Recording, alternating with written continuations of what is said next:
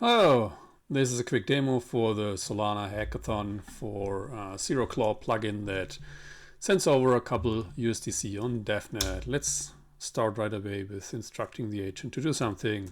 In this case, we tell him to extract the signer public key on this in a couple minutes and send over 5 USDC to a particular address.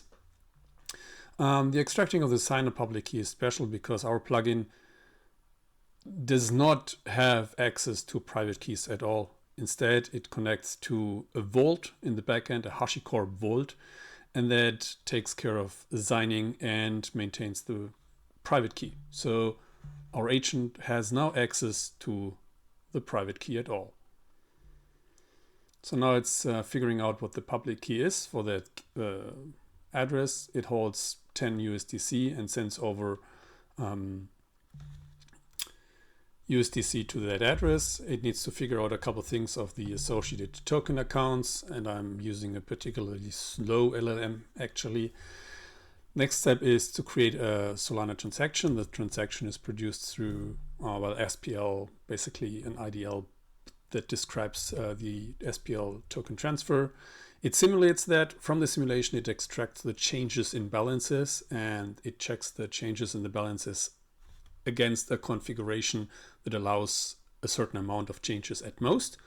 And as you can see, this went through. You can go here and see this is a DevNet. See this transaction.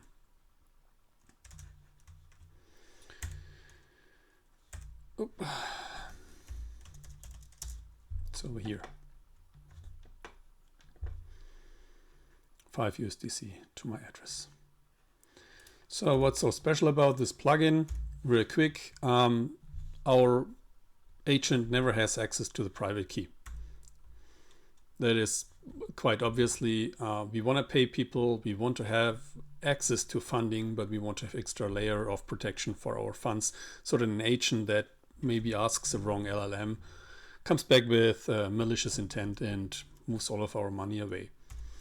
So how is our plugin constructed? We actually have two plugins.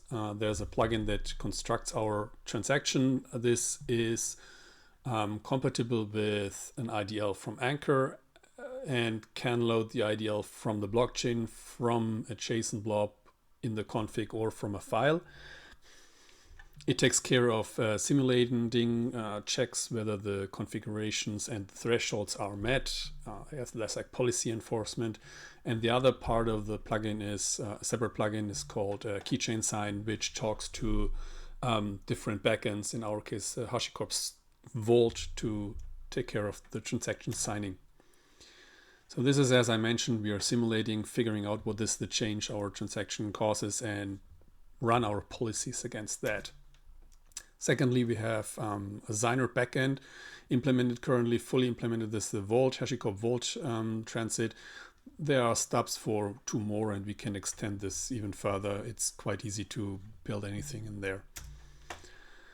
Now, as I said, there's a balance diff for each mint or token, basically. There's also some instructions or changes that are not allowed to take place. For instance, you cannot approve an SPL delegation.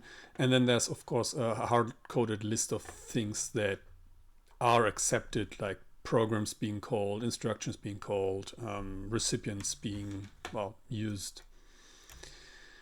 Lastly, here's a quick introduction how to install this. We are delivering a full quick start markdown to get to the state where you can actually right away talk to the agent and get something signed, including a Docker compose that spins up the vault in the background that's taking care of the transaction signing and also initializing the vault. So this step basically gives you the public key that can be managed by the agent without the agent having access to the private keys. Thank you.